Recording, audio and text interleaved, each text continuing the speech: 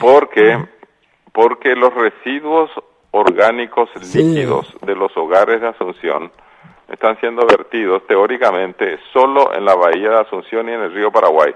Pero en la práctica, como esas tuberías que llevan las aguas negras hacia la bahía y hacia el río Paraguay están rajadas o rotas, van dejando caer su contenido líquido en los barrios bajos de Asunción, que se han convertido en gigantescos cloacales.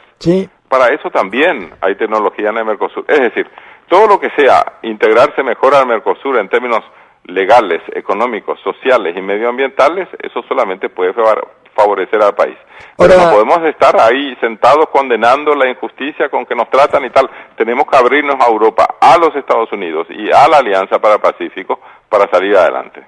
Ahora, hablando de esto del Mercosur, ¿se sabe algo la tendencia del nuevo gobierno por dónde va?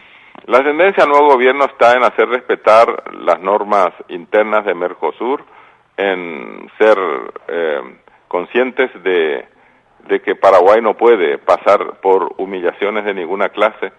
Tenemos por lo menos que exigir un tratamiento igualitario. La dignidad nacional está por delante y también, por supuesto, el respeto a las normas vigentes en el Mercosur. Yo creo que el futuro gobierno haría bien en poner énfasis en eso. No nos corre prisa para ir corriendo a las reuniones de Mercosur si es que antes no cumplen ellos con las condiciones que el gobierno electo y los poderes del Estado que la acompañan haya verificado que se cumplan, ¿verdad? Claro. Bien, el segundo tema. El segundo tema, el tema tributario, es sumamente complicado. Porque el egoísmo colectivo en este país es impresionante.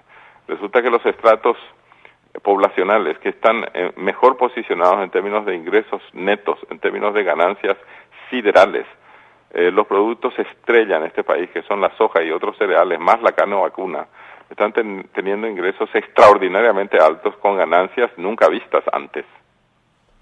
Y sin embargo se resisten a abonar tan solo un porcentaje más de impuesto en un impuesto o en el otro. Están allí negociando a diestra y siniestra la generalización del IVA porque tal cosa y porque tal otra. El objetivo común en ambos casos, tanto en la modificación del IMAGRO como en la generalización del IVA, es no pagar un solo impuesto más, no pagar nada más en un ambiente generalizado de fortunas gigantescas a consecuencias del éxito, bien merecido por cierto, de haberse posicionado firmemente en el mercado mundial como abastecedores de alimentos, cereales y de carne vacuna.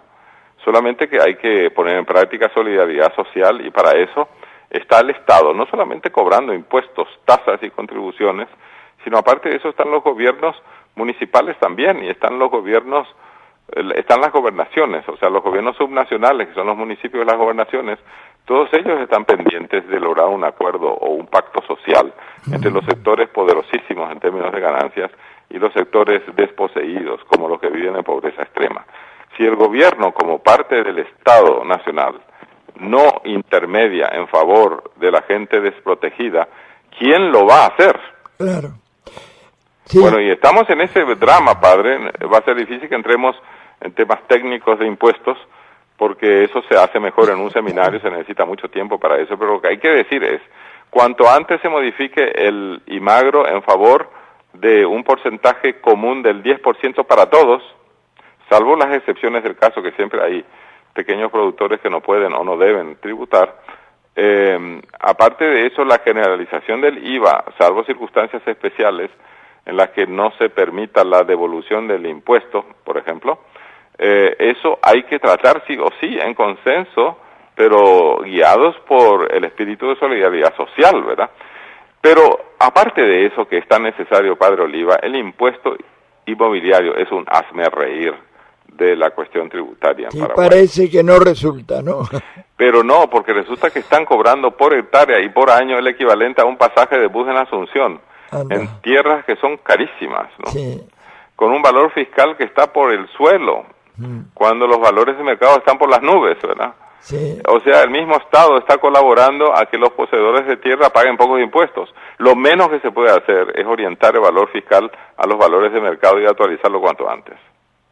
Y no se está haciendo eso, padre, ¿no? Y no se hace por presión de los poderosos. Exactamente. Ahora, vamos a ver, así vamos a dos Paraguay.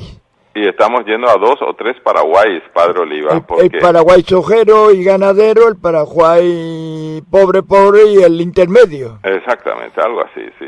Estamos teniendo varios rostros.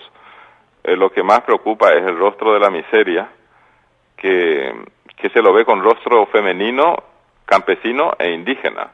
Ahora una pregunta, ¿esta miseria genera enojo, ira, violencia? Y genera violencia, desde Ahora, luego. La respuesta a esta violencia es decir, ustedes son criminales asociados, bla, bla, bla, no soluciona nada, no se ponen a ver las causas. Claro, no podemos dejar que el país esté siendo regido por las mafias de la droga y de los armamentos, claro, y por las mafias del contrabando. Del país debe ser regido por los poderes del Estado que tienen por objetivo lo que establece la Constitución Nacional. Es decir, un Estado social de derechos. Tenemos normas ciertamente establecidas por la Constitución y sus leyes, pero con énfasis en la justicia social. Eso se escribe en todas partes en la Constitución Nacional. Ahora, ¿por dónde empezamos para hacer un Estado de derecho? Y dando los primeros pasos, padre, en todas partes, todos, tenemos una tarea que realizar. Usted allí en la radio y en sus actividades sociales que son dignas de apoyo, nosotros los comunicadores sociales tenemos que hacer análisis técnicos que lleven a propuestas de ley que sean luego sancionadas y promulgadas y que los poderes del Estado se encarguen de lo suyo. Es decir, el Poder Ejecutivo tiene que aplicar esas leyes, el Poder Legislativo las tiene que sancionar y el Poder Judicial tiene que velar por el cumplimiento de las mismas y sancionar ejemplarmente a quienes no las cumplan, ¿verdad? Ahora, doctor, hay una tendencia, parece, del nuevo gobierno de dejar las medidas sociales para más adelante.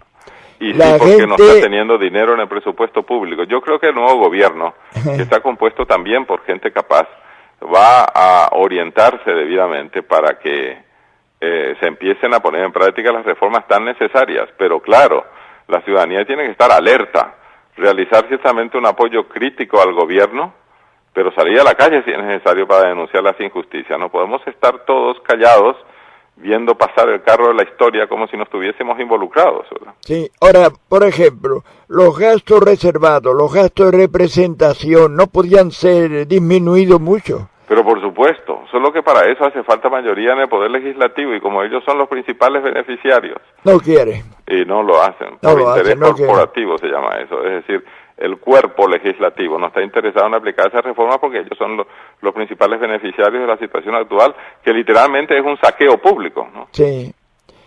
Bueno, y el tercer tema al que nos habíamos referido, Padre Oliva, tiene que ver con el continente de la esperanza. O sea, América Latina realmente ha hecho bien los deberes en los últimos decenios, salvo la injusticia social, salvo el desorden medioambiental, pero en materia de ordenamiento macroeconómico estamos muy bien, Padre Oliva.